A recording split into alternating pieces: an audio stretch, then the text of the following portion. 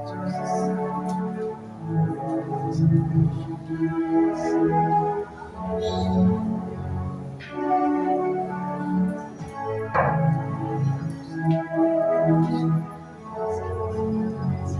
po, Panginoon, sa iyo lahat ng kagulatian, sa iyo lahat ng pagkakina, sa iyo lahat ng pagsamba. Ako po, Panginoon, we thank you, Lord. Hindi lang kayo Diyos, hindi kayo ay Diyos na nagliligtas, Panginoon. Ako po, Panginoon, you save us by your grace, and we receive it through faith, Panginoon, sa pamagitan ng iyong anak na si Jesus. Thank you, Panginoon, sa aming kaligtasan. Thank you, O God, sa dakilang kaligtasan, Panginoon. As we come to you, Lord God, worshiping you, Panginoon, in spirit and truth, Panginoon. Patuloy kang may tanghal, patuloy kang alwalhati. Ito po, Panginoon, narinig po ang aming pong pagsamba, pagpapahayag ng aming pagpupuri, sa salamat. Kaya ano po dito sa pagkakataon ito, Panginoon, kayo naman ang marinig namin as we come to listen to your word, Lord. Speak to us, Panginoon, as we lay down everything, Panginoon. Alayan yung aming pong mga tainga, ang aming mga puso, ang aming mga isip, Panginoon, na yung mabaling sa mga hinihiling sa salita at kami makaranak mga lalas ng iyong pagpusa. Espiritu Banal, patubayan niyo po kami, turuan niyo po kami. Kung aming panalangin ng may salamat sa pagkakas ng Jesus. Amen.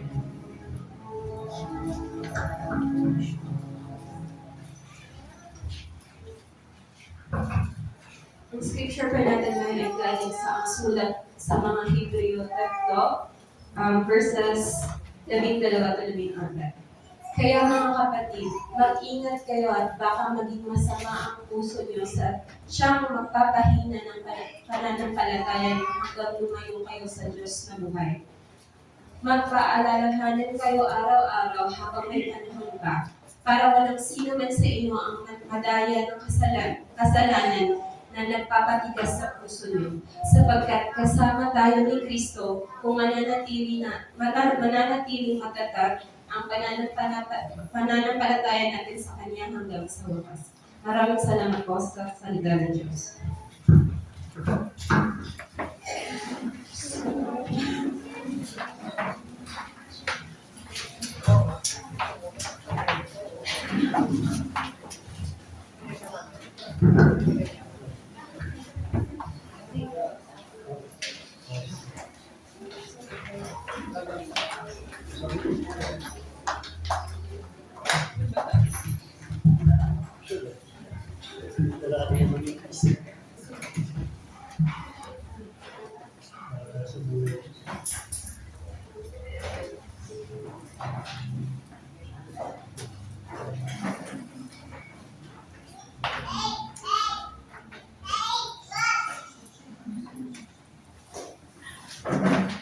Praise the Lord.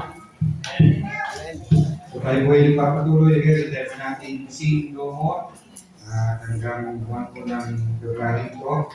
So far, meron tayong dalawang partikular na tao na nakita sa banal na kasulatan. Kung saan particularly, yung dalawang tao ito ay sinabihan ng Panginoon na Sing No More. Kung malala nyo, una po, sa John chapter 5, yung valid for 38 years. Clearly, wala siyang pananampalataya sa Panginoon. Jesus, bagamat yes, siya ay nagtamo ng kagalingan. At po, wala po siyang pananampalataya. And then, bumalik siya. Naranasan niya ang imalang kagalingan buhat sa Panginoon. You may say, Pastor, kasi sumunod siya. Nakita natin yung act of faith niya. Well, I do believe no, hindi po yun act of faith, kundi yun po ay act ng isang tumanggap ng kagalingan. Kaya siya tumayo, binuhat ang kanyang kahigaan dahil naranasan niya ang kagalingan. But again, dahil ang tao nito ay hindi niya nakikilala ang Panginoong Jesus. Maaaring may narinig siya about Jesus, pero hindi po kung sino yung pumapagaling sa kanya, and so wala po siyang pagkakilala sa Panginoon. Again, just very quick lang, so John chapter 5, simula verse 10, John chapter 5, verse 10 to 15. Kaya sinabi ng pinuno ng mga Hudyo sa lalaking pinagaling, araw ng pamamahinga ngayon, labag sa kautusan na galing mo ang iyong higaan. Ngayon po naging tugon ko niya, ngunit sumagot siya, ang nagpagaling po sa akin ang nagsabing buhatin ko ang aking higaan at lumakad ako. At siya tinanong, sino ang nagsabi sa iyong buhatin mo ang iyong higaan at lumakad ka? Ngunit hindi alam ng lalaki kung sino ang nagpagaling sa kanya sapagkat maraming tao sa lugar ngayon at nakaalis na si Jesus. Dahil sa verse 14, pagkatapos ito nakita ni Jesus sa loob ng templo ng lalaki, sinabihan itong, magaling ka na ngayon, huwag ka nang gumawa ng kasalanan, sin no more, at baka masahog pa diyan ang mga mangyari sa iyo. Now, nagpakilala ng Panginoong Jesus, nakaharap niya na si Jesus, nakilala niya na, pero ang ginawa niya sa verse 15, umalis ang lalaki at sinabi sa mga Hudyo na si Jesus ang nagpagaling sa kanya. Dahil dito si Jesus ay sinulang usigi ng mga pinuno ng mga Hudyo sapagkat ginawa niya ito sa araw ng pamamahinga. So yun, makita natin po na siya ay unbeliever. No, I could say, no, para siyang binhi na nahulog, no, remember yung parable of the sower, binhi nahulog sa mabato o sa matinik. Pansamantala lamang, hindi namunga dahil namatay agad. Then, yung babae po, no, na nahuli sa pangangalo niya, binagi sa atin ni Pastor Abel yung last Sunday, sa John chapter 8, nakita natin, we don't have idea, the Bible is silent, kung pagkatapos ng encounter niya sa Panginoong Jesus, kung ano ba ang ginawa niya, kung siya ba'y nabuhay sa kabananan, sumunod sa Panginoon, we don't know, pero we can assume na hindi, no, dahil tumanggap din siya ng salita ng Panginoon na nagsabi sa kanya, hindi rin kita hahatulan, hindi ka na, at mula ngayon ay huwag ka nang gumawa ng kasalanan, sin, no more. Again, we can assume, no, na talagang iniwan niya na yung buhay ng pangalan niya, buhay ng pagiging makasalanan, at nabuhay siya na sa kabanalan. Mahalin, tanong natin, Pastor, paano nga kaya tayo makakatiyak? We just assume. Kung gusto nating makatiyak ng katiyakan, kung yung babae yun ay nagpatuloy sa buhay kabanalan, then tunay siya mananampalataya ng Panginoon. Marahil you're asking, Pastor, bakit hindi ka pa dumiretso sa text mo ngayon? Bakit dinahanap ka natin itong dalawa? Mamaya, as we go along, maintindihan niyo bakit ito sinulan dito sa dalawa. Now, in Hebrews chapter 3, verse 12 to 14, allow me to read it again. In Hebreo, kabanatang 3, 12 hanggang 14. Mga kapatid, ingatan ninyong huwag magkaroon ng sino man sa inyo ng pusong masama at walang pananampalataya na siyang maglalayo sa inyo sa Diyos ng buhay. Sa halip, magpaalalahanan kayo araw-araw. Habang ang panahon ay natatawag pang ngayon upang walang sino mang madaya sa inyo na kasalanan at sa kayo maging matigas ang puso. Sapagkat tayong lahat ay kasama ni Kristo sa gawain kung mananatiling matatag hanggang sa wakas ang ating pananalig na ating ipinakita doon tayo yung sumasampalataya. I encourage you, hindi po ko nababasa, basahin nyo ng paulit-ulit ang Book of Hebrews. Sabi nga po nila, itong Book of Hebrews is the Old Testament ng New Testament. We observe, marami kong istorya ay the Old Testament, mababasa natin sa Book of Hebrews. At yes, sa mga unang salita, let's say, sa unang 3 chapters ng Biblia, ng Book of Hebrews, it tells us about Jesus as greater than the angel, greater than the priest, greater than Moses, greater than the sacrifice. Pinapahayag po ang kanya pong pagiging Diyos. Allow me to read chapter 1, verse 3 hanggang 6. Nakikita, see no more how. Ayan. Ito yung ating text. Sige, next slide. Ayan. So chapter 1, let me read verse 3 to 6. Nakikita sa anak ng kalwalhatian ng Diyos kung ano ang Diyos ay gayon din ang anak. With that in mind. So if you're looking for saan sa talata ng Biblia na nagsasabi si Jesus ay Diyos. Again, verse 3 ng chapter 1, nakikita sa anak ng kalwalhatian ng Diyos kung ano ang Diyos gayon din ang anak. Siya nag-iingat sa samsinukob sa pamamagitan ng kanyang makapangyarihang salita.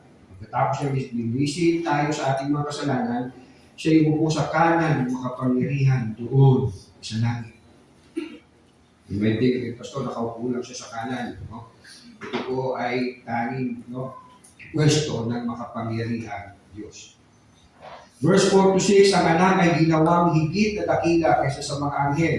Tulad ng pangalan na binigay sa kanya ng Diyos ay higit na dakila sapagkat kailanman hindi sinabi ng Diyos sa sino mga anghel, ikaw ang aking anak, mula ngayon ako na ang iyong ama. Ni hindi rin sinabi sa kanino mga anghel, ako'y magiging kanyang ama at siya'y magiging aking anak. At nang sinugo na ng Diyos ang kanyang pangalan na anak sa libutan, sinabi niya, dapat siyang sambahin ng lahat ng mga anghel ng Diyos. I choose this, nabasahin sa Book of Hebrews, intentionally, because maaaring nai-impress kayo, yung mga nakatayo dyan sa kanto. Nai-impress kayo sa kanilang kasipagan, kanilang debosyon, kanilang dedikasyon sa pagbabahagi ng kanilang pananampalataya, referring to Jehovah's Witnesses. But yes, you may be impressed with them, pero kanilang paniniwala kay Jesus ay si Archangel Michael, na siya ay isang anghel lamang. At siya ang, sabihin natin, ang first hand na nilikha ni Jehovah. And the rest, lahat ng creation, maliban kay Jesus, the rest were created through Jesus. So, paniniwala po ng Jehovah's Witnesses, Jesus po ay isang anghel. Si Angel Michael na naging Jesus. Now, where in the Bible we can see na si Angel Michael ay si Jesus. Then, the same chapter, sa chapter 1 pa rin, ngunit tungkol sa anak ay sinabi niya, next slide, ngunit tungkol sa anak ay sinabi niya, iyong trono o Diyos ay magpakailanman, ikaw ay maghahaling may katarungan iyong mahal sa masamay mamumuhi, kaya naman ang iyong Diyos, tanging ikaw ang pumili, higit sa sino magkagalakan at natangi. Sinabi pa rin, Panginoon, sa pasimulay ni likha mo sa libutan, ang mga kamay mo ang siyang gumawa ng kalangitan, maliban sa iyo lahat ay lilipas, at tulad ng damit, lahat ay pupupas, at ililipid mong gaya ng isang balaban at tulad ng damit, sila'y papalitan, ngunit mananatili ka at hindi magbabago, walang katapusan ang mga taon mo. Ito po ay mula po sa aklat ng mga awit, pinapahayag, address to Yahweh, and now address to Jesus. Kaya naman, verse 13, kaya naman hindi sinabi ng Diyos sa sino ang anghel, maupo ka sa kanan ko hanggang lubusan kong mapasuko sa iyo ang mga kaaway. Sa chapter 2 ng Hebrews pa rin, verse 14, dahil sa mga anak na tinutukoy niya ay tao, naging tao rin si Jesus. At tulad nila ay may laman at dugo. Yes, si Jesus ay may laman at dugo sapagkat siya ay naging tao. Kung siya, amen? Ginawa niya ito upang sa pamamagitan ng kanyang kamatayan ay mawasak niya ang diablo na siya may kapangyarihan sa kamatayan. I choose this talata, chapter 2, verse 14, intentionally, dahil yes, you may be impressed sa ginagawa po ng mga Muslim, sa kanilang pananampalataya, at yes, sa paniniwala nila kay Jesus, siya lamang ay isa sa mga propeta ni Allah. So siya po'y tao lang, at isa sa mga propeta ni Allah. In fact, mas greater pa si Muhammad kaysa kay Jesus as Allah's prophet. At yes, naniniwala sila na si Jesus ay hindi hinayaan ni Allah na mamatay sa krus. In fact, naniniwala pa nga nila at katuruan nila, hindi pinako si Jesus sa krus. Dahil siya ay propeta ng Diyos, hindi tutulutan ni Allah na ipako ang kanyang propeta. So they are denying na si Jesus ay naipako sa krus. They are denying na si Jesus ay namatay sa krus. Pero again, we just read, let me read it again, verse 14, dahil sa mga anak na tinutukoy niya ay tao, naging tao rin si Jesus, at tulad nila may laman at dugo, dahil ginawa niya ito upang sa pamamagitan ng kanyang kamatayan. So he came to live and die doon sa krus ng Kalbaryo para sa kaligtasan ng sinuman sa sampalataya. And lastly, sa chapter 3 ng Book of Hebrews pa rin, mga hinirang na kapatid at kasama sa pagkatawag ng Diyos, alalahanin niyo si Jesus, ang sugo ng Diyos, ang pinakapunong pari ng ating pananampalataya. Tapat siya sa Diyos na pumili sa Kanya tulad ni Moises na naging tapat sa buong sambahayan ng Diyos. Kung ang nagtayo ng bahay ay mas marangal kaysa sa bahay, gayon din naman lalong marangal si Jesus kaysa kay Moises. Naniniwala din po ang Islam na si Moises ay isa po sa propeta ni Allah. Pero here, bawat bahay na si Jesus po ay greater than Moses. So again, no, don't believe ang Jesus ng Islam. Kaysa lamang siyang propeta. And lastly, bago tayo punta sa ating pong text, 2 Corinthians chapter 11. Tingnan din yan. 2 Corinthians chapter 11. If you have your Bible, mark this, no? Para lagi ninyong maalala, matandaan. Na yes, first century pa lang, meron ng mga nagtuturo ng ibang Kristo, ng ibang Jesus. 2 Corinthians chapter 11, beginning verse 1 to 4. Ipagpaumanhin ninyo ang aking kaunting kahangalan. Nag-aalala ko sa inyo tulad ng pag-aalala ng Diyos. Ang katulad ninyo ay isang malinis na dalagang ipinagkatipan ko sa isang lalaki, walang iba kundi si Kristo. Bakit siya nag-aalala? Ngunit nag-aalala ako akong baka malaso ng inyong isipan at mailayo kayo sa tapat at dalisay na pananampalataya kay Kristo. Tulad ni Eva na nanindag ng ahas, sapagkat malugod ninyong tinatanggap ang sino mang dumating at may Jesus na ipinapangaral, sabi ko, na iba sa ipinapangaral namin. So don't ever dare na natanggapin ang ibang aral patungkol kay Jesus. May I hear you, amen? Amen. Ang Jesus lang ng Biblia at tanggapin natin. Now, sa ating pong text, unang pong puntos ang sinulatan. Next slide.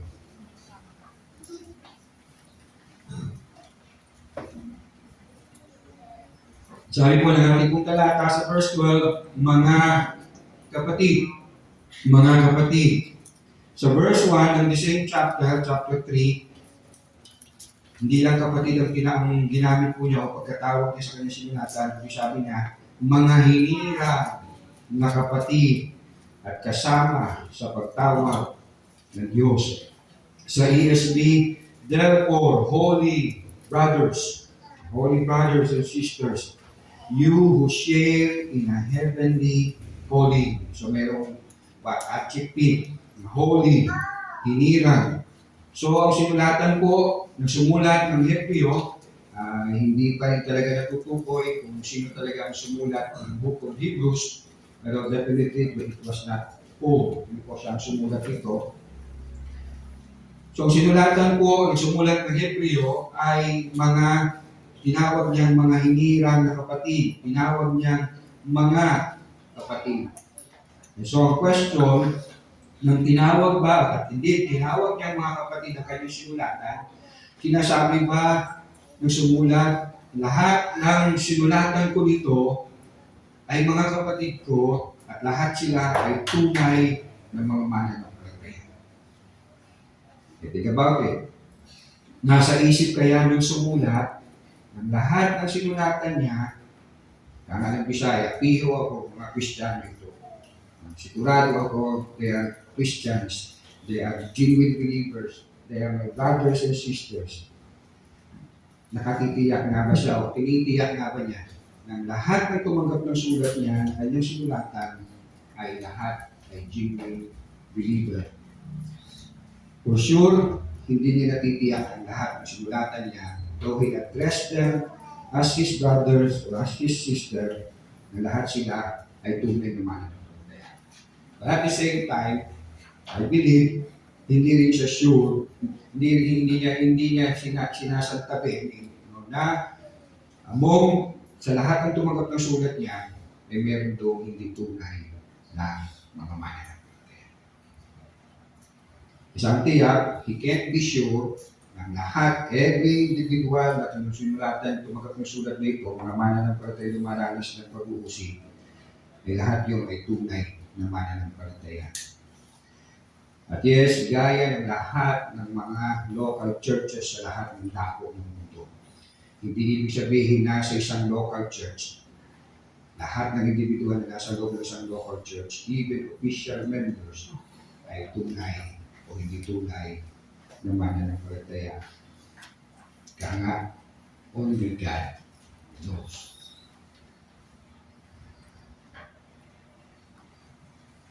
Remember si Paul, nagbigay po siya ng babala sa mga mananampalataya sa Efeso, Ephesian Church, in Acts chapter 20. In Acts chapter 20, verse 31, next slide.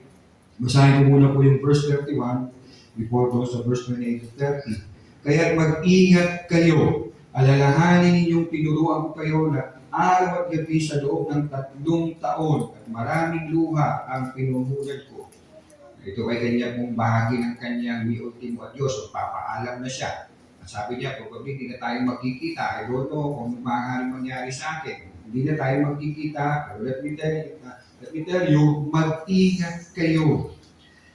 Binigay ko ang aking buhay, ginugol ko ang aking buhay sa loob ng 3 taon. Kayo ay turuan araw at gabi.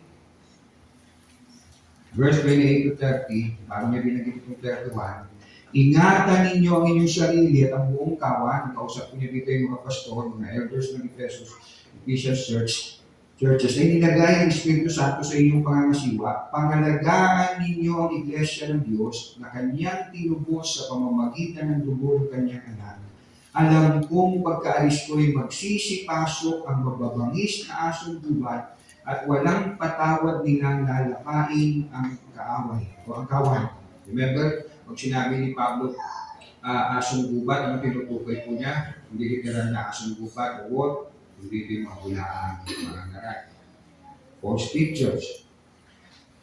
Verse 30, mula na rin sa inyo, inside your congregation, inside your church, inside itong iniwang kong church, mula na rin sa inyo ay may lilitaw ng mga taong magsasalita ng kasinungalingan upang mahikayat na sumunod sa kanila ang mga alagad.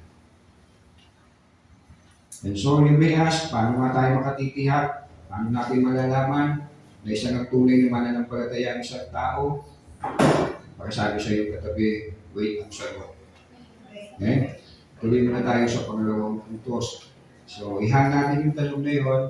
How will I know? Paano ko makatitiyak? Paano ko malalaman na isa ng tunay na mananampalataya? Itong tao ito, itong katabi ko, itong kaharap ko, itong kasama ko. Let me go sa pangalawang pong puntos. Again, ano po ang sinulat? Verse 12, mga kapatid, sinulatan, mga mananampalataya, ingatan ninyo huwag magkaroon ng sino man sa inyo ng pusong masama at walang pananampalataya na siyang maglalayo sa inyo sa Diyos na buhay. Dalawa po ang nabanggit dito na dapat nating pag-ingatan o mag-ingat tayo. Mag-ingat saan? Mag-ingat na magkaroon ng pusong masama. Na hindi magkaroon ng pusong masama. Then pangalawa, mag-ingat na hindi magkaroon ng pusong walang pananampalataya sa Panginoon. At maybe, naiisip na ninyo, posible ba yung pastor na isang tunay na mananampalataya ay magkaroon ng pusong masama at walang pananampalataya?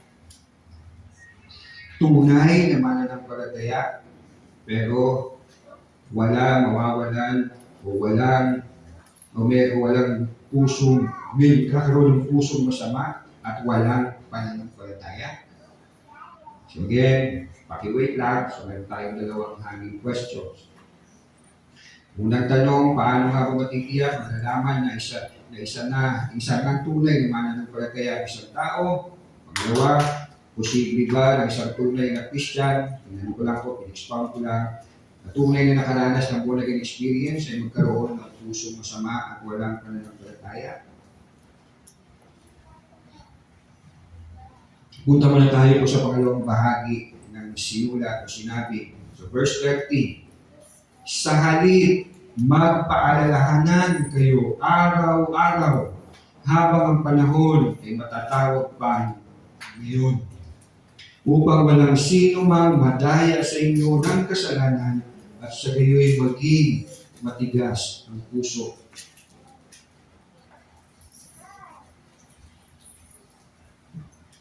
Ano pong sabi? Magpaalalahanan kayo. Kailan daw? Araw-araw. Exhort, sa ESV, exhort one another every day. Sa New Living Translations, warn each other every day. So hindi lang tayo pinag-iingat, kundi inuutusan na makisama sa kapwa mga mananampalataya for what? Para magpaalalahanan. Para magpalakasan. Not once a week, not once a month, not every other day. Sabi, araw-araw. I hope yung inyo pong mga GC, yung mga every ministry, ay nagiging kalakasan ng kapatid mo, Never Tio, si Rich. Yung mga chat yung sa inyong mga GC. Yung sabi sa atin, yung instruction sa atin, bilang mga mananampalataya, hindi lang tayo mag-ingat sa ating mga sarili, hindi tayo magkasala, hindi tayo ng matigas na kalooban, kundi tayo ay makisama sa kapwa nating mga mananampalataya para magpaalalahanan, para magpalakasan.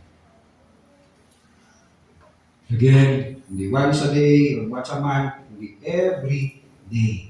For what reason? Upang walang sino mang madaya sa inyo ng kasalanan at sa gayo'y maging matigas ang puso. So para hindi malinlang ang kasalanan at sa gayo'y hindi maging matigas ang puso, dapat laging makisama sa mga kapatid with the intention na parang magpalakasan, para magpaalalahanan. I hope and pray habang tayo kakasama, no? Hindi lang tayo naglalakihan ng praise God. Hindi naglalakihan ang ating pananampalataya. Dahil tayo nagpapalakasan, tayo ay nagpapaalalahanan. By the way, itong sulat na ito, sinulat po niya ito sa mga mananampalatayang dumaranas ng matinding pag-uusig. Nararanasan na nila yung pag-uusig ng pinakamasamang emperor na si Emperor Nero. And he encourages them, hey, huwag ninyong kaligtaan ng pagtitipon. Next slide, very familiar sa atin. Yes, matindi ang pag-uusig sa atin, matindi ang pag-uusig sa inyo, pero let me encourage you that verse 24-25 ng Hebrews, then sikapin din natin gisingin ang damdamin ng bawat isa sa pagmamahal sa kapwa at sa paggawa ng mabuti. Huwag nating kaligtaan ang pagdalo sa ating mga pagtitipon gaya ng nakasanayan ng iba. Sa halip, palakasin natin ang loob ng isa't isa, lalo na ngayong nakikita natin malapit na ang araw ng kaya maling-mali, no? At baka nga hindi pa tunay na mananampalataya, hindi pa talaga yung nauunawaan ng Diyos. No? May mga professional Christian na sabi, wala man akong church na inaatinan, no member ako ng Universal Church. Kaya ino-confess na yung Apostles' Creed. Wala man akong local church na kinabibilangan, hindi man ako pumupunta, wala man akong membership sa isang local church, hindi man ako makakalimot sa Panginoon. Well, limot na limot mo siya. Dahil ito po instructions ng Panginoon na dapat tayo ay maging kabilang ng mga kapatid, ng mga kapwa natin mananampalataya para tayo magpaalalahanan at magpalakasan. So dalawang instructions po ang binigay po ng sumulat ng Hebreo. Mag-ingat at manatili sa pagsasama-sama sa kapwa mananampalataya para magpatuloy sa Panginoon. Now, lumenas. So, Pastor, kapag hindi ito ginawa, itong dalawang instruction niya, mag-ingat at laging makisama sa kapwa mananampalataya para magpalakasan, pag hindi ba niya ito ginawa, hindi siya ligtas o mawawala ang kanyang kaligtasan. Kung siya ka ay ligtas na, kung siya ka ay mananampalataya. And so, hindi totoo ang osas. Hindi siguro yung osas, natanong na rin ito minsan sa atin. Once saved, always saved. Once saved, always saved. Well, isa ito, no, sabihin na natin, most debatable na teaching. Once saved, always saved. O hindi lang, no, sa pagitan ng mga hindi magkapareho ng pananampalataya. Meaning outside evangelical, outside reform. Meron din even inside, no, meron din debate, no, pagdating po sa katuruan na ito. Itong once saved, always saved. And worse, may mga nagsasabi pa, no, na hindi lang siya unbiblical, kundi tinatawag din itong satanic, demonic teaching. Itong once saved, always saved. Well, ang tanong, ito nga ba ay satanic, no, ito nga ba ay demonic, itong katuruan na once saved, always saved. At inuugnay ito lagi, no, kay Calvin, kay John Calvin. Kaya daw ito ang Calvinism daw ay demonic teaching niya. Well, bago pa man si Calvin, no, ay may mga nauna na nagturo ng once saved, always saved. Let me show you lang pong mga pictures kung saan ito, si John MacArthur, si R.C. Sproul, yung negro ay si Moody Beckham, and then yung nasa gitna ay si John Piper. Yung isa, napili lang kung sino kumukha niya, yung pangalan niya. I forgot. No, all these four believing in OSAS. Okay? Once saved, always saved. But, yung dalawang mag-best friend na yan, si John MacArthur and si R.C. Sproul, namatay na lang sila, and they didn't agree, hindi sila nagkakaisa sa infant baptism. Si John MacArthur, believing na don't believe in infant baptism, yung ginagawa natin as Presbyterian, si R.C. Sproul, he believed in infant baptism. So they both believe in OSAS, pero meron din silang disagreement. And remember, meron tayong isa kasama dito, no, na hindi really don't agree with infant baptism, may level as hindi pure gospel.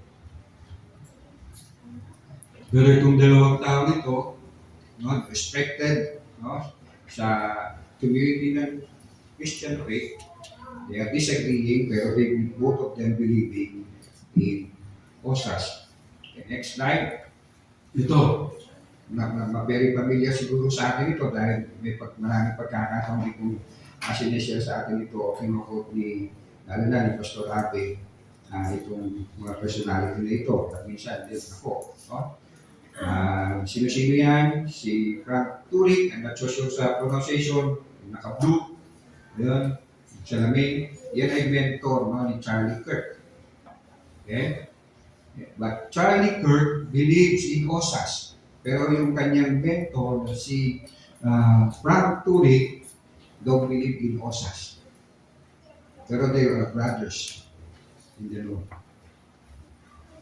Okay? Ito naman, si Nichter, not so sure sa pronunciation, he believes in OSAS. Okay? Naniniwala siya sa OSAS. Next slide.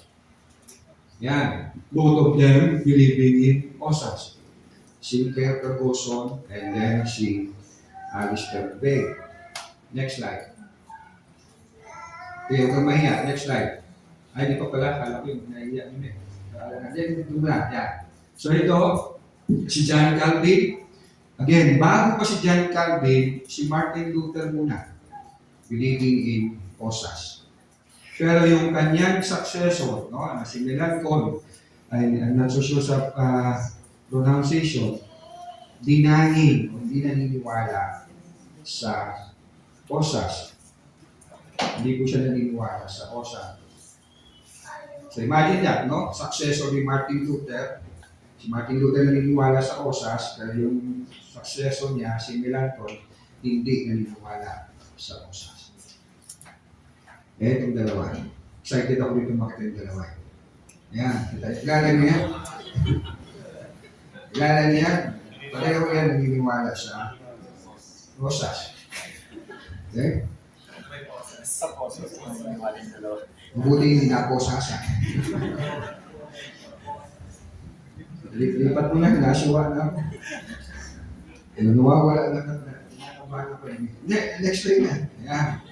So punta tayo doon sa mga tanong.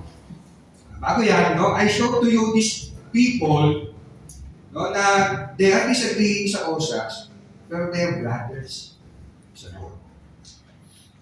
So I don't buy mo sa mga nagsasabi, satanic ang OSAS. Okay? Ay, hindi ka namin kapanalig. Hindi kita kapanalig if you don't believe that salvation is by grace alone, through faith alone, in Christ alone, then you are not a brother of mine. If you don't believe that there is but one God in three persons, I cannot even consider you as half-brother. I cannot call you a brother.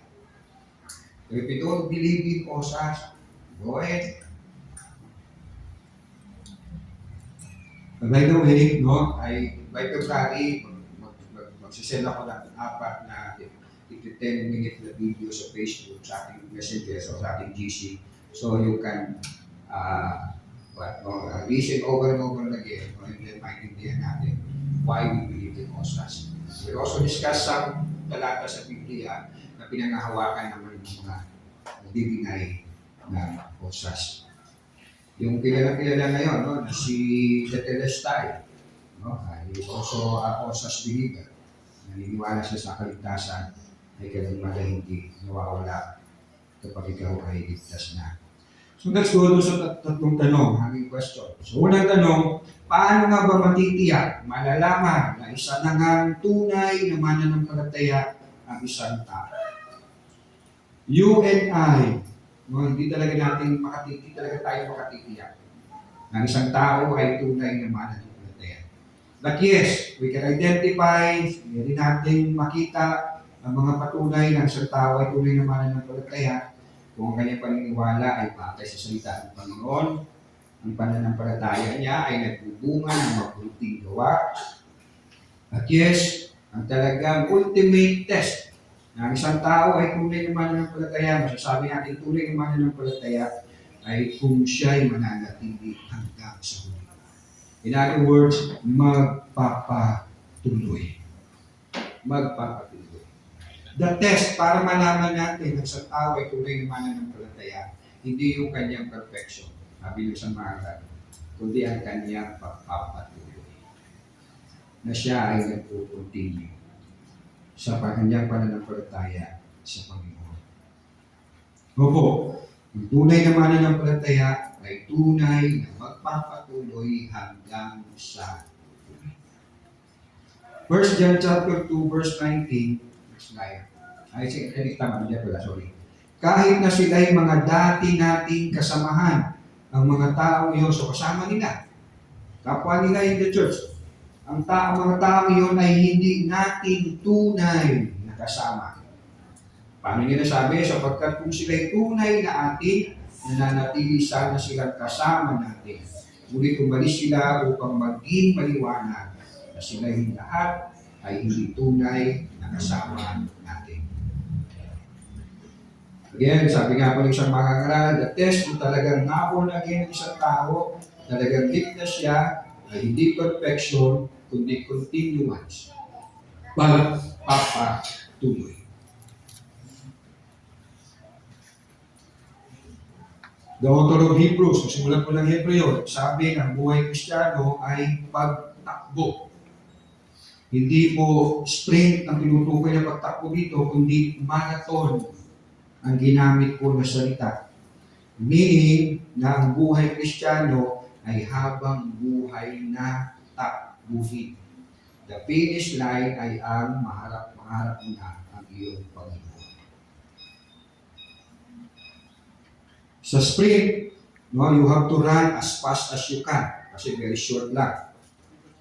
Pero ang marathon, sa long run, tanungin nila ninyo si Kuya Kevin, nahiligyan sa mga run-run. No?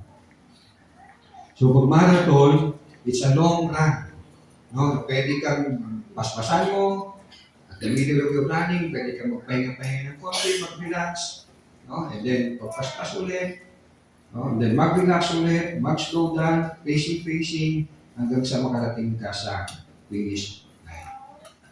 At hindi nga ba, no, ito ay devotion po ng men's, no? Nag-ginawa ni Elder Vic.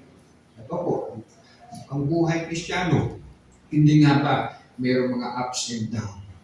Mainit sa Panginoon, malamig, arabila sa Panginoon, dailo, di ba? May ganyan ang buhay Kristiyano. Pero ang indication na tunay ng Kristiyano ay magpapatuloy ka hanggang sa huli. Kung gusto mong makarating na sa huli, pwede naman yan. Pasunto ka na kay Lord. Lord, gusto ko lang mahutapos na. You may ask the Lord. So it's not perfection, kundi it's continuance or continuity. Pagpapatuloy. And somehow, we can see doon sa dalawang nasabihan ng sino mo. Kaya yun ang aking naging introduction. Yung pinagaling mo na sa 38 years, makaramdaman niya, pagkatapos niyang bumalik, first meeting niya with the Lord Jesus Christ, pagkagaling niya, second meeting niya sa Panginoon Jesus, hindi na siya sumunod. Nabuhay siya sa kanyang buhay.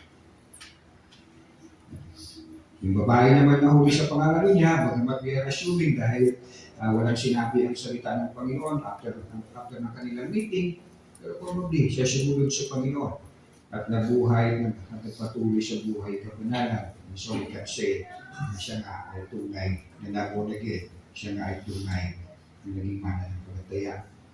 So again, the test ng isang tao ay tunay ng naligtas ay ang kanyang pagpapatuloy. Let me go sa question 2. Posible ba na isang tunay na Christian, tunay na nakaranas ng born again experience, ay magkaroon ng pusong masama at walang pananampalataya that will bring him or her doon na lumayo sa Panginoon mula ang kaligtasan? The answer is no. 2 Corinthians chapter 5, verse 17 to 19. 2 Corinthians chapter 5, verse 17 to 19. Kaya kung nakipag-isa na kay Kristo ang isang tao, isa na siyang bagong nilalang. Wala na ang dati niyang pagkatao. Hindi pa wala-wala, kundi wala na. Sa halip, ito'y napalitan na ng bago. So hindi lang nawala, no? Hindi pa wala-wala, hindi nawala, pinalitan na ng bago. Sino gumawa? Verse 18, ang Diyos ang gumawa ng lahat ng ito. Kapag tayo talaga ay umupo sa isang tabi and really think about our faith, talagang darating tayo sa punto na yes, ang Diyos ang gumawa. Hindi ako. Classic example ay si Paul. No? Judaizer, scholar, sabi nga niya, ultimong tuldok, alam ko. At pumunta siya sa Damascus para usigin ng mga mananampalataya. He was not there to meet Jesus. Pero nung minit siya ni Jesus, mula sa araw na yun, kay Jesus na siya. Ano yun? Ginawa ni Paul sa kanya, sa ganang kanya, it was God. At yes, hindi nga ba sa buhay Kristiyano, minsan may ganun tayong tendency. Aking Diyos, aking Diyos, aking Diyos. Pero kapag lumalalim tayo sa pananampalataya, we can really see it's all God. Kaya sabi ni Pablo, di ba? I am who I am because of the grace of God. Kinilala niya, ibiyaya ng Diyos. Kaya ako ganito, kaya ganun na lang ang aking silos sa pananampalataya ko. Kaya even I am willing to die for my faith is because of Him. Because of His grace. Again, verse 18, ang Diyos ang gumawa ng lahat na ito. Sa pamamagitan ni Kristo, ibinilang niya kaming mga kaibigan at hindi nakaaway at pinagkatiwalaan niya kami upang maglingkod ng sa gayon ng mga tao ay maging kaibigan din niya. Ang ibig sabihin, sa pamamagitan ni Kristo, ang mga tao ay binilang ng Diyos na kaibigan at hindi na niya tinatandaan ang kanilang mga kasalanan at kami naman natasan niyang ipamaligay. I forgot yung sa Old Testament, kung sabi doon, kung paano na kinakalimutan ng ating kasalanan, kung gaano kalayo kung east and west. Ganun yung kinakalimutan ng ating kasalanan. Question number 3. So if hindi ito gawin, yung pag-iingat, o yung magpaalalahanan kasama ng kapwa mga mananampalataya, kung hindi daw natin ba ginawa itong dalawang ito, maaaring mawala tayo sa pananampalataya. Hindi yung tayo ay profession na tuloy ng mananampalataya. So kapag nawala ito, nawala yung tunay natin kaligtasan, so then, hindi totoo ang once saved, always saved. And the answer is no. Una, no, na hindi gagawin intentionally ang isang tunay na mananampalataya, na hindi niya gagawin yung dalawang pinagagawa ng mga tulad-ipos, ang mag-ingat, at makisama sa kapwa niya mga mananampalataya para magpalakasan. Dahil kung tunay kang mananampalataya, you will obey. You say amen? So you will not say, oh, not that. Anyway, I'm saved. I'm saved, always saved. So I don't need to ingat-ingat. I don't need fellowship. I just believe I am saved and I am forever saved. Period. Again, una, if you're really a believer, you will obey. The instruction ng Bible, we can see over and over again. Mag-ingat kayo, manalangin kayo na hindi kayo matukso, hindi kayo mahulog sa pagkakasala, di ba? Magpaalalahanan kayo, magturuan kayo. Hindi sinabi, oh, you're saved. You're saved, always saved. Matulog ka na lang ninyo, manood ka na lang ng Netflix, magkaraoke ka na lang, go on with your life. No. So hindi niya gagawin ito. Bakit hindi niya gagawin? No, hindi niya susundin itong dalawang instructions na ito. Ang sagot ay nasa lang verse 14 ng ating text. Ang nabubulay-bulayan natin ay chapter 3, 12 to 14. Sapagkat tayong lahat ay kasama ni Kristo sa gawain, kung mananatiling matatag hanggang kailan po? Hanggang sa wakas ang ating pananalig na ating ipinakita noong tayo'y unang sumampalataya. Ang sinasabi po dyan ng sumulat ng Hebreo, nagagalit sa ESV, for we have come to share in Christ, if indeed we hold our original confidence firm to the end. Sapagkat tayong lahat ay kasama ni Kristo sa gawain. Hindi po sinabing sapagkat tayong lahat ay makakasama ni Kristo sa gawain. O hindi pa, makakasama pala. Hindi po ganun yung sinabi. Kung yung sinabi, sapagkat tayong lahat ay kasama ni Kristo sa gawain. And so kung tayo ay kasama ni Kristo sa gawain, kung tayo ay pamilya ni Kristo, kung tayo ay mananampalataya ni Kristo, anong magiging ebidensya?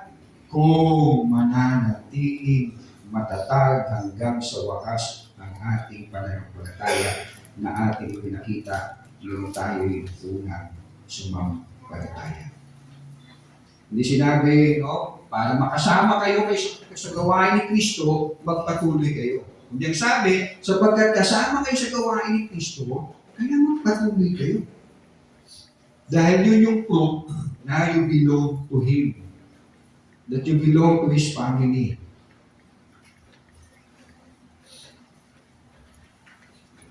Again, hindi sinabi kung mananatili kayong matatag sa hanggang wakas, kayo makakasama sa gawain ni Kristo. Hindi. Dahil kayo nasa gawain ni Kristo, kayo kasama sa pamilya ni Kristo, dapat magpapatuloy kayo. Dahil yan ang proof na hindi na you belong to Christ. Look at verse 6. Nauna nang sinabi ng author ng Hebrews sa verse 6 bago pa man sa verse 14. Hebrews chapter 3 pa rin. Subalit si Kristo ay tapat bilang anak na namumuno sa sambahayan ng Diyos at tayo ang kanyang sambahayan. Hindi sinabi, at tayo ang magiging kanyang sambahayan kung matibay ang ating pag-asa at hindi natin ikahihiya. Hindi. Ang sabi, at tayo ang kanyang sambahayan kung ang prueba na tayo ay kabilang sa sambahayan ng Panginoon kung matibay ang ating pag-asa at hindi natin ikinahihiya. So yung pangalawang statement, it's not para maging bahagi ka, ito gawin mo. Kundi yung pangalawang statement, ito ang katunayan na ikaw nga ay bahagi ng sambahayan ng Kristo. Ano patunay? Magpapatuloy ka. Sapat-sapatin mo ay katabi mo. Yes, we can be wrong. Dahil ang Diyos ang matagal nakita ng puso natin. But, we can see ourselves before God. It's between you and God. In fact, siya naman nakukonvert to His Spirit, di ba? Sabi ng Romans o Galatia.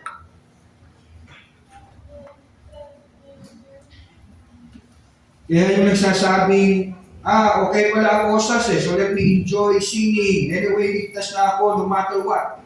Hindi po ganyan ang bunga ng isang tunay na naging mananampalataya, naging kabahagi ng sambahayan ng Panginoon. Kaya siya amen? Hindi po. Never. Ever. Hindi ganyan tumugon ang nakaranas, nakaunawa ng laki ng pagmamahal ng Diyos. Na ikaw ng makasalanan, patay sa kasalanan, ay binigyan ng bagong buhay. Buhay na hindi lamang hahandog sa buhay na walang hanggan, kundi buhay kabilang pamilya ng Diyos. If you understand this, if you believe in this, you will not say, I go on with my life sinning. Anyway, osas. No, you won't. Remember si Joseph. Next slide. Araw-araw siya tinutokso ng asawa ni Potiphar. Dahil sabi ng Bible, magandang lalaki pati puno siya tulad ko. Magandang ng piling. Diba na ba yan?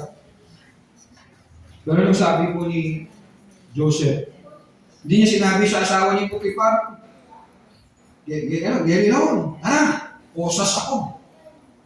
I'm safe, always safe. So, tara, let's go. Gawin natin yan. Hindi po. Let me read Genesis chapter 39. Genesis 39, verse 6. Ipinagkatiwala ni Potiphar kay Jose ang lahat maliban sa pagpili ng kanyang kakainin. Si Jose matipuno at magandang lalaki. Walang sinabi pa lang tulad ko. Verse 7, dumating ang panahong pinagnasaan siya ng asawa ni Potiphar.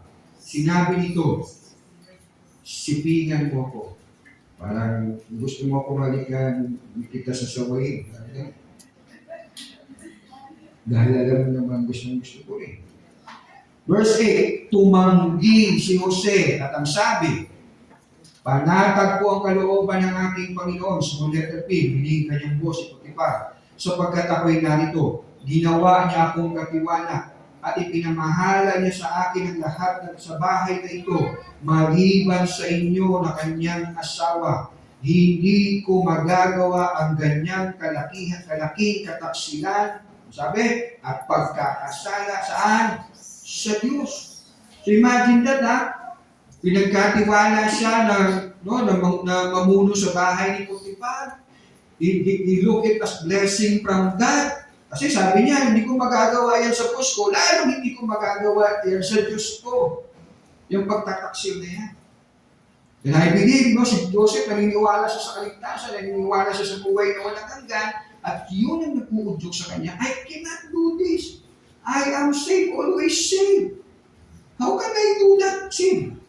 Na binigyan ako ng kaligtasan ng pahabaging Diyos, and then I will go on with that safe. Kaya wala ko sa tamang, magaling mo mag-gawin tayo.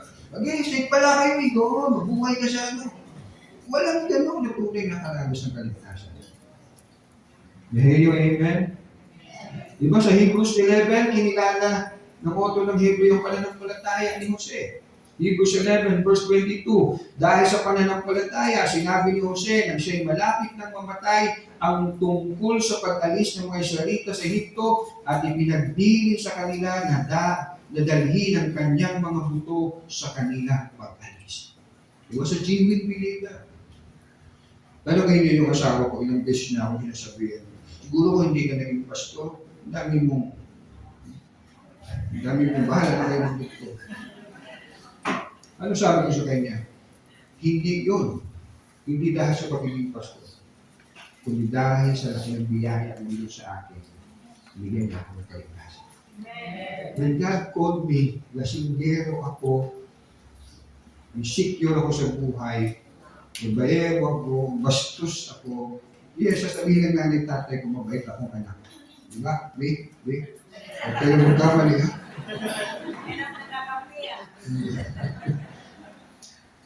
Hindi yun. It's because of how come He saved me. Eh, paano pa yung ibang mas masama sa akin? The more that you see your sinfulness, at nakita mo, there is no way, kundi grace ng Lord, then you will really say, Lord, ayaw ko magkasala sa iyo. Ayaw ko magkasala sa iyo. And so, again, sabi ng author ng Hebrews, mag-ingat ka at huwag mong kaligtaan na makisama sa kapwa mong mga mananampalataya. Hindi para makipag-away, hindi para magpalakas. Magpaalala. Let me add, sobrang natawag tagal. Bago pa si Calvin, 16th century, tagal na mga apostol ang nangaral ng kosas. Yes, of course, yung aral nila galing kanino? Kay Jesus. At ito ang aral ni Jesus. Let's read. Sabi natin basahin. Ready, read. Nakikinig sa akin ang tupa, nakikilala ko sila at sumusunod sila sa akin. Binigyan ko sila ng buhay na walang hanggan. Kailanmay hindi sila mapapahamak, hindi sila makagawa sa akin minuman. Okay. Hindi ko siya ay tawagin, makamapahiya ako. Sila nyo na lang. Ate Cheska. Hindi ka Ate Cheska.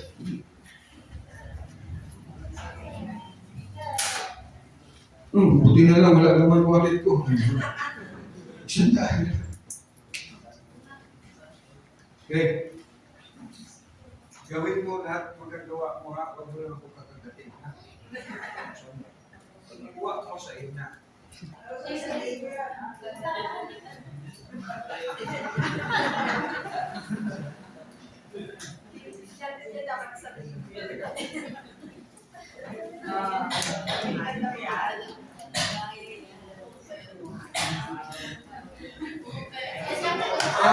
Meron niya. Bubulot ko yung sa utak. Di ba? Yan ang sabi ni Lord, hawak ko kayo sa aking kamay. Hindi kayo maaagaw ni naman.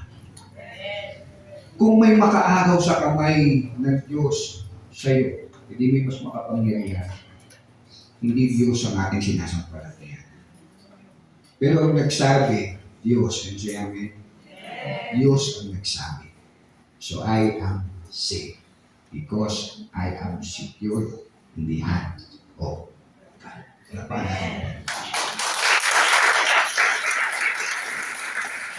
Then so, sabi sa iyo katabi, sin no more. Ay, gagawin ko ba yun? Ay, ko nila.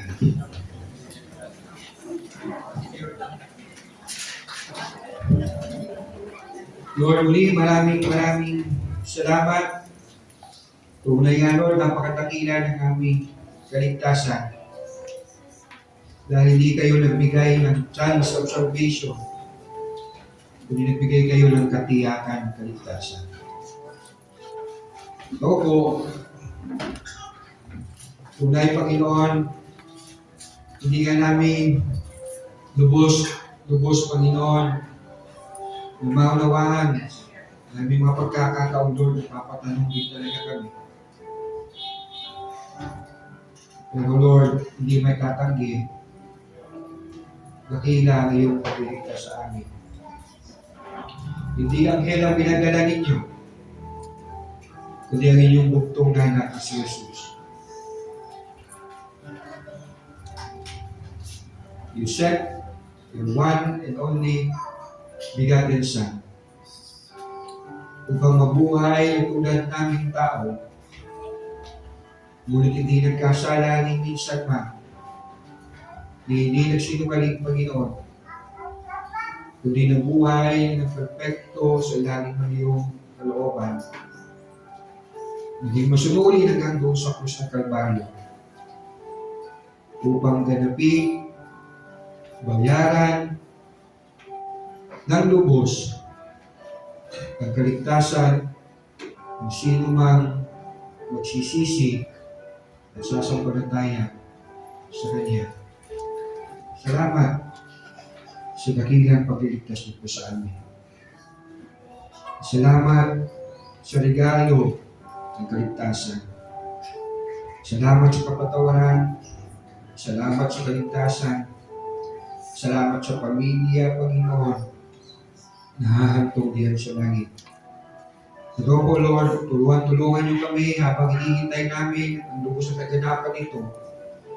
Gaya ng instruction niyo sa amin to the book of Hebrews, Lord, na kami mag-ingat at magpalakasan sa isa't isa. Tulungan niyo kami, Panginoon, at lumayan kami ng iyong Santong Espiritu sa aming pagpapatuloy. We ask this in Jesus' name. Amen.